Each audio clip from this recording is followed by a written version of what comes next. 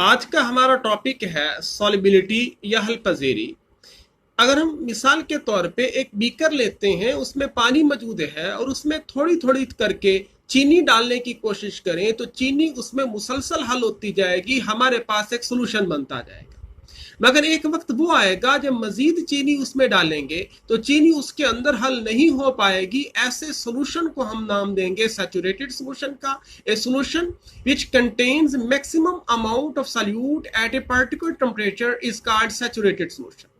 मगर सवाल ये है कि जब आप उसके अंदर चीनी डाल रहे हैं तो चीनी का कुछ हिस्सा जो है वो अनडिजॉल्व्ड फॉर्म के अंदर उस बीकर के बॉटम में ठहर जाएगा, और वो चीनी जो पानी के अंदर हल है वो अपनी काइनेटिक एनर्जी की वजह से मुसलसल हरकत में होंगे। पानी के साथ चीनी के वो मालिक्यूल जो अनडिजॉल्व्ड चीनी के साथ टकराएंगे तो इस बात का इम्कान है कि वो दोबारा सॉलिड का हिस्सा बनेंगे। इस अमल को नाम देते हैं रिक्रिस्टलाइजेशन या प्रेसिपिटेशन का। मगर इस बात का इम्कान भी उसी तरीके से है कि जब चीनी के मालिक्यूल जो होंगे वो जो सॉलिड फॉर्म के अंदर मौजूद हैं, उनके साथ जब दोबारा वाटर के मालिक्यूल टकराएंगे तो वो सॉलिड हिस्से को छोड़ के दोबारा लिक्विड वाले हिस्से में चले जाएंगे। तो इस अमल को नाम देते हैं डिसोल्यूशन का। अगर सैचुरेटेड सॉल्यूशन बनता है तो इसका मतलब ये है कि उसमें जो रेट ऑफ रिक्रिस्टलाइजेशन है और रेट ऑफ डिसोल्यूशन है वो एक दूसरे के बराबर है।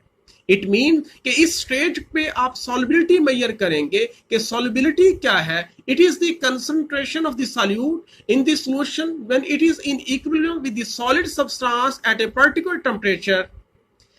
अब अगर आप इसको एक्सप्रेस करने की कोशिश करें तो आमतौर पे सॉल्युबिलिटी को ग्राम पर decimetre cube of the solution में उसको एक्सप्रेस करते हैं या मोल पर decimetre cube of the solution में इसको मेजर करते हैं। अब सॉल्युबिलिटी होती किस बुनियाद पे है, इसके लिए जो जनरल रूल है वो है लाइक डिसॉल्व लाइक, यानी एक जैसी चीजें जो होंगी वो एक जैसी चीजों में हल होना पसंद करेंगी। अब सॉल्युबिलिटी के लिए जरूरी क्या है कि फर्ज किया जब हम ये मानते थे कि हमारे पास वाटर है तो वो बतौर सॉल्वेंट यूज हो रहा है और उसमें चीनी जो है वो बतौर सॉल्यूट यूज हो रहा है, तो इसका मतलब ये है कि वाटर सॉल्वेंट है तो सॉल्वेंट के दरमियान अट्रैक्टिव फोर्सेज है। इसी तरीके से जो चीनी है वो सॉल्यूट के तौर पे है तो सॉल्यूट के दरमियान अट्रैक्टिव फोर्सेस मौजूद हैं। तो जब इसने डिसॉल्व होना है तो इसका मतलब सॉल्वेंट की फोर्सेस ब्रेक करेंगी, सॉल्यूट की फोर्सेस ब्रेक करेंगी और फिर नई फोर्सेस ऑफ अट्रैक्शन बनेंगी, that is between solvent and solute molecules.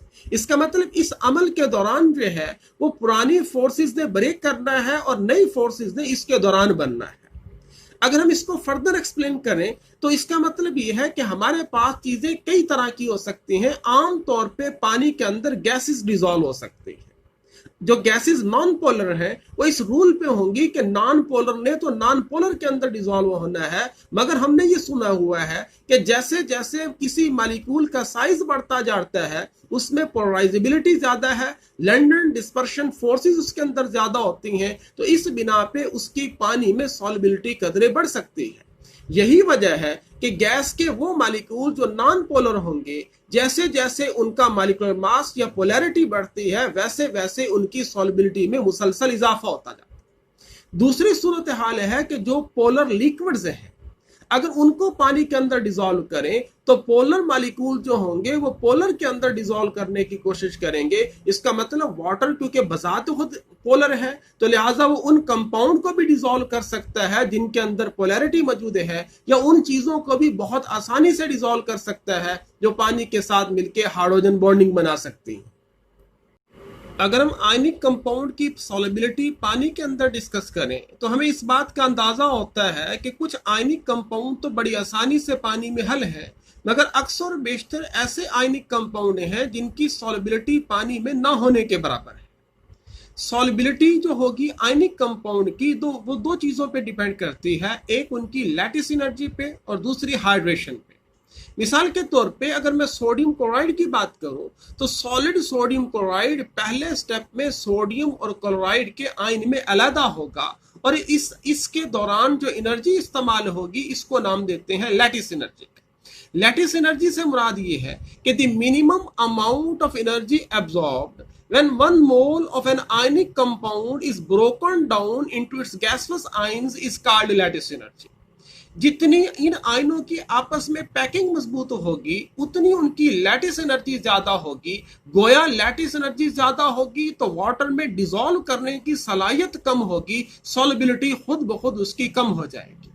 Lattice energy के अगर फैक्टर्स को हम डिस्कस करने की कोशिश करते हैं तो उसके फैक्टर ये हैं कि जितना तो आयनों के ऊपर चार्ज ज्यादा है, मिसाल के तौर पे सोडियम होगा तो +1 है, मैग्नीशियम हो तो +2 है, एल्यूमिनियम हो तो +3 है। जितना चार्ज ज्यादा होगा उतना आयनों के दरमियान अट्रैक्शन ज्यादा है और उतनी उनकी पैकिंग मजबूत होगी, गोया उनकी लैटिस एनर्जी खुद ब खुद ज्यादा होती जाएगी।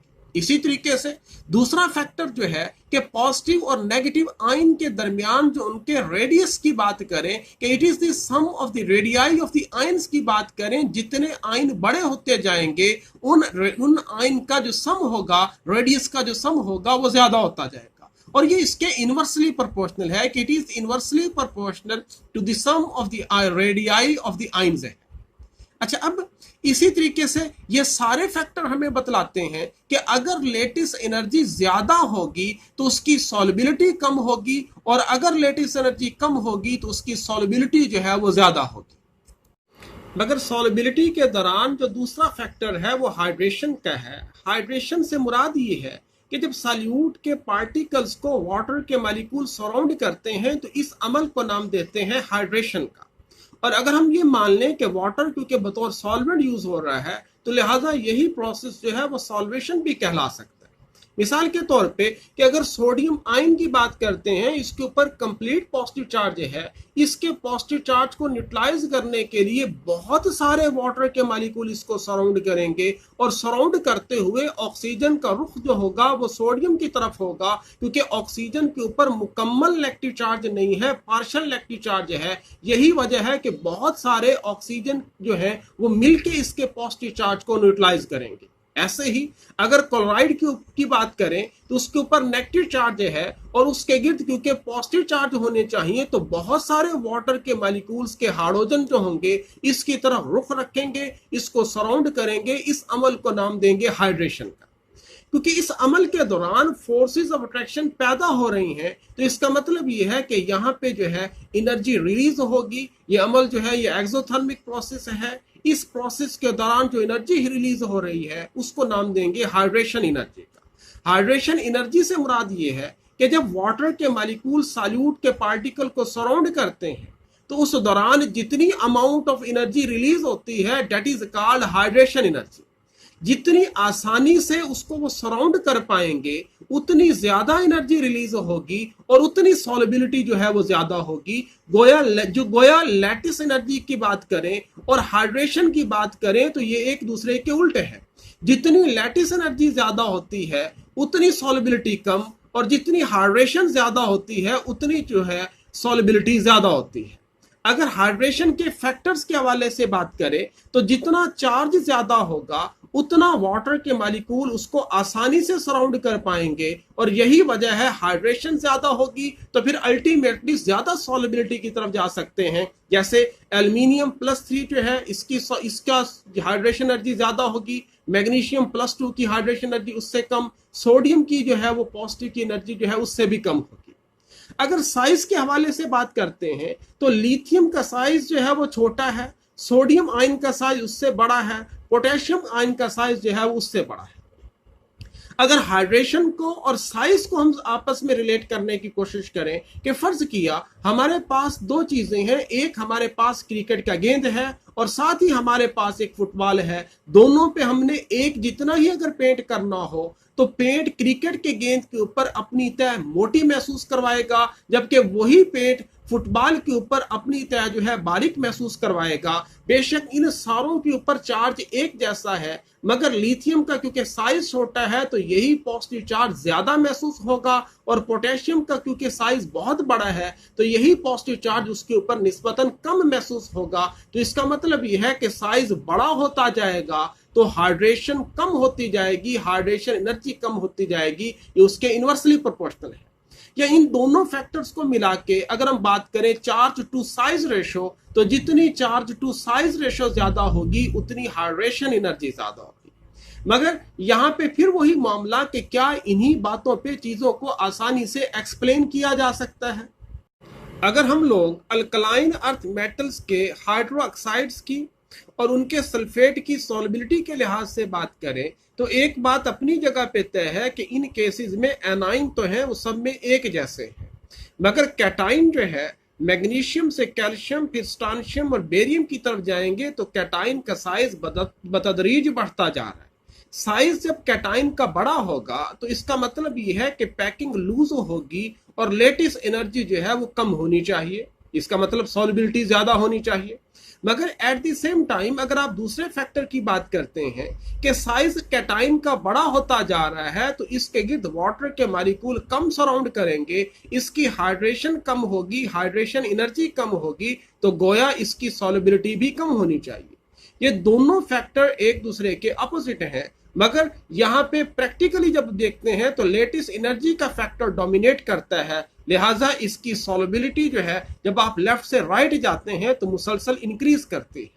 मगर यही अमल जब सल्फेट वाले केस में उल्ट है, यहाँ भी वही मामला है कि लेटिस एनर्जी और हाइड्रेशन एनर्जी जो है वो एक दूसरे के उल्ट सिमत में जा रहे हैं। यहाँ पे बड़े साइज होने की वजह से हाइड्रेशन जो है वो कम होनी चाहिए, लेटिस एनर्जी भी कम होनी चाहिए, और उसके नतीजे में सॉल्युबिलिटी दोनों फैक्टर एक दूसरे के क्योंकि उल्टे हैं। यहाँ पे हाइड्रेशन एनर्जी वाला फैक्टर जो है वो सपोर्ट कर रहा है क्योंकि साइज बड़ा होता जा रहा है, वाटर के मॉलिक्यूल कम सराउंड करेंगे, हाइड्रेशन एनर्जी कम होगी तो सॉल्युबिलिटी भी कम होती जाएगी। यही वजह है कि सल्फेट के केस में जब आप मैग्नीशियम सल्फेट से कैल्शियम सल्फेट फिर स्ट्रांशियम सल्फेट और बेरियम सल्फेट की तरफ जाते हैं तो सॉल्युबिलिटी बतदरीज कम से कम तर होती जा रही है। अगर हम सॉल्युबिलिटी पे प्रेशर के इफेक्ट की बात करते हैं तो लिक्विड और सॉलिड के ऊपर इसका इफेक्ट जो है लगभग न होने के बराबर है, जबकि अगर हम गैसेस की बात करें तो उनके ऊपर प्रेशर का इफेक्ट जो है बहुत अहमियत का हामिल है। मिसाल के तौर पे अगर हम कार्बोनेटेड वाटर की बात करते हैं जिसमें कार्बन डाइऑक्साइड को डिसॉल्व किया हुआ होता है तो कार्बन डाइऑक्साइड का कुछ हिस्सा गैस की सूरत में मौजूद है, जबकि कार्बन डाइऑक्साइड का कुछ हिस्सा जो है वो वाटर में सॉल्युबल फॉर्म में मौजूद है। अगर हम बाहर से कार्बन डाइऑक्साइड मजीद ऐड करने की कोशिश करेंगे, गोया कार्बन डाइऑक्साइड का जब पार्शियल प्रेशर बढ़ेगा तो ली-शैटरड प्रिंसिपल हमें ये सपोर्ट करता है कि if a system at equilibrium is disturbed by some change, the system will shift so as to minimise the effect of change. यानी ऐसी हालत में कार्बन डाइऑक्साइड गैस से निकल के वो सॉल्युबल हालत में होना पसंद करेगी। इसी तरीके से अगर हम हेनरीज लॉज के हवाले से बात करें तो वो हमें ये बताता है कि solubility of a gas is directly proportional to the partial pressure of the gas above the solution, यानी S is directly proportional to P and S is equal to Kp where K is a Henry law constant। अगर हम solubility पे temperature के effect की बात करें तो आम तौर पे टेम्परेचर बढ़ाने से सॉलिड सब्सटेंसेस वाटर के अंदर ज्यादा आसानी से हल होते हैं, जैसे सक्रोज, ग्लूकोज, सोडियम क्लोराइड वगैरह। ये टेम्परेचर बढ़ाते जाएं तो इनकी सॉल्युबिलिटी जो है वो बढ़ती जाएगी, मगर एक्सेप्शंस मौजूद हैं, जैसे लिथियम कार्बोनेट है, यहाँ पे टेम्परेचर बढ़ाने से सॉल्युबिलिटी उल्टा बढ़ने की बजाय कम हो जाती है। मगर अगर आप गैसेस के हवाले से बात करें तो यहाँ पे मामला ये है कि जैसे जैसे टेम्परेचर बढ़ता जाएगा गैसेस की सॉल्युबिलिटी पानी में कम होती जाएगी और उसकी सॉल्युबिलिटी बतदरीज डिक्रीज होती जाएगी। टेम्परेचर ज्यादा होगा तो सॉल्युबिलिटी कम, टेम्परेचर कम होगा तो सॉल्युबिलिटी ज्यादा। यही वजह है कि अगर आप टेम्परेचर बढ़ाएं तो कार्बन डाइऑक्साइड बड़ी आसानी से एस्केप कर जाएगी कार्बोनेटेड वाटर में। और इसका दूसरा फैक्टर जो है इन्वायरमेंटल पोल्यूशन के हवाले से है कि जैसे जैसे माहौल का टेम्परेचर बढ़ता जा रहा है वैसे पानी में ऑक्सीजन की सॉल्युबिलिटी बतदरीज कम होती जाएगी, और अगर ऑक्सीजन कम होती जाएगी तो उसमें मौजूद जानदारों को सांस लेने में दुश्वारी होगी। ऑक्सीजन की कमी की बिना पे जो ऑर्गेनिक मैटर ऑक्सीडाइज हो रहा था, जिनकी ऑक्सीडेशन आसानी से हो रही थी, वो अमल बतदरीज कम होता जाएगा और उसका नतीजा ये निकलेगा कि लेक्स के अंदर और स्ट्रीम्स के अंदर हम बतदरीज थर्मल पोल्यूशन की तरफ जा रहे हैं।